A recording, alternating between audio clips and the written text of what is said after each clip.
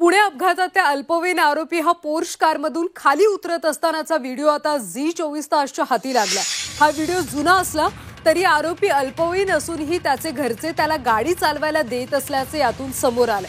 या मुलाला अग्रवाल यांनी वेळीच रोखलं असतं तर 2 जणांचे जीव वाचले असते, मात्र त्याच्या घरचेच त्याला गाडी चालवायला देत होते, हे या व्हिडिओतून स्पष्ट होत आहे। तर आरोपी पोर्श कारमधून खाली उतरत असतानाचा व्हिडिओ आता झी24 तासच्या हाती लागलाय। हा व्हिडिओ जुना आहे, मात्र तरी आरोपी अल्पवयीन असूनही त्याच्या घरचे त्याला गाडी चालवायला देत असल्याचे यातून समोर आले। या मुलाला अग्रवाल यांनी वेळीच रोखलं असतं तर 2 जणांचे जीव वाचले असते, असे यावरून आता स्पष्ट होत आहे। याबद्दल आपण अधिकची माहिती घेऊयात आमचे रिपोर्टर निलेश खरमरे यांच्याकडून।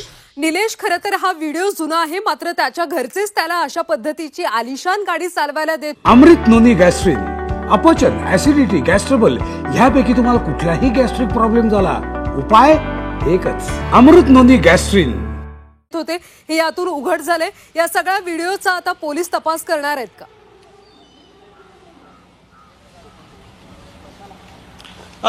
कल्याणी, हा जो व्हिडिओ आहे तो खरं तर हा 18 मेचा आहे, म्हणजे ज्या दिवशी दुर्घटना झाली ही दुर्घटना झाली होती 19 तारखेच्या पहाटे, म्हणजे ज्या दिवशी जो अल्पवयीन मुलगा आहे तो पोर्च घेऊन गेला, त्याच्यासोबत व्हिडिओमध्ये आपल्याला मित्र दिसतात। खरं तर तो त्याच रात्री पार्टीला गेल्याचं या व्हिडिओमध्ये दिसत आहे। 18 तारखेला तो 5:30च्या सुमारास एका हॉटेलच्या बाहेर असलेल्याचं त्या व्हिडिओमध्ये दिसत आहे। तो पोर्चमधून उतरला, त्याच्या मित्रांना भेटला, त्यानंतर तो पुढे गेला। म्हणजे ही जी घटना आहे ही खरं तर अपघात जी घटना आहे ती 19 तारखेची आहे आणि त्या आदल्या दिवशीचा हा व्हिडिओ आहे आणि एका हॉटेलमधला हा व्हिडिओ आपल्याला पाहायला मिळतो। त्या व्हिडिओमध्ये स्पष्टपणे दिसतंय की जो अल्पवयीन मुलगा आहे तो पोर्चमधून उतरलेला आहे, ड्रायव्हर सीटवर बसलेला होता, तो स्वतः गाडी चालवत आलेला आहे। गाडीतून उतरून त्याचे जे काही मित्र होते त्यांना भेटला आणि त्यानंतर तो पार्टीच्या दिशेने निघून गेल्याचा हे स्पष्टपणे त्या व्हिडिओमध्ये दिसून येत आहे।